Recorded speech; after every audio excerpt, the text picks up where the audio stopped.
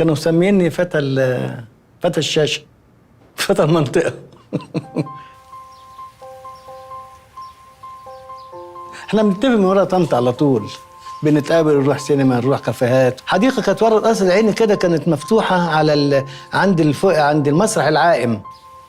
طنط فرض عليا ان انا لازم اجيب ايراد 10 سنين اعرفها، و10 سنين تانيين عشان اتقدم لها ويطلب مني الايراد واكمل المسيره، ان انا احوش واستلف. ربنا قدرني وقدرت اوصل للي هي طالباه طنط خيريه، وجبت الخاتم فعلا، وحبيت افاجئ خطيبتي. فنزلت على ركبي كده وقدمته لها، ما صدقتش، بصيت لقيتها اغمى عليها.